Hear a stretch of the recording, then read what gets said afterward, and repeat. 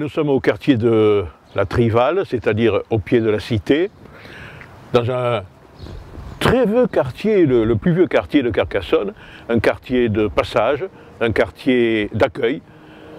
Et la rue Trival, le faubourg Trival, borde la colline de la cité et suit l'altitude pour arriver jusqu'à l'Aude. C'est la plus vieille rue certainement de Carcassonne, puisque c'est l'ancienne voie romaine qui allait de Narbonne à Toulouse, la voie d'Aquitaine. Comme c'est la voie principale et une rue de passage, il y a des logis, quantité de logis, quantité d'auberges. Tous ces logis accueillaient d'abord sous l'Ancien Régime, les habitants des Corbières et du Minervois qui venaient travailler dans les ateliers textiles, et puis plus tard les réfugiés espagnols qui ont vécu dans ce quartier. Un quartier assez populaire, mais au bon sens du terme, pas péjorativement. Hein. D'ailleurs, dans la chanson Aquello Trivalo, qui est encore chantée dans le quartier, on parlait des gitanos et des barraquettes. Ici est né Jean-Pierre Cros-Mervieille, qui a été le sauveur de la cité, c'est-à-dire au moment où on voulait la détruire, puisqu'elle n'était plus passe-forte militaire. Il a contacté des grands personnages, il a réussi, après, avec Viollet-le-Duc, avec Mérimée, à remettre la cité comme elle était autrefois.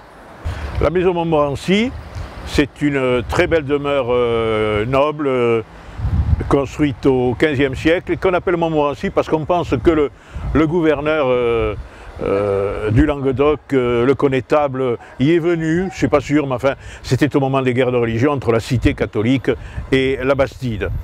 Notre-Dame de l'Abbaye, qui est derrière, nous rappelle que c'est le premier lieu de culte de Carcassonne, dans un quartier qui a été le premier peuplé des deux côtés, dans ce faubourg qu'on appelait le faubourg de Saint-Vincent. Alors, dès 2009, nous avons réuni à mairie tous les acteurs économiques du quartier de la Trival pour écouter leurs revendications, à savoir le nettoiement de la rue tous les mois de fond en comble par une équipe renforcée, l'embellissement de la rue par la pose de jardinières dès le mois de mai, et ensuite l'aménagement autour des platanes de la place Léopold Verguet par la pose de galets.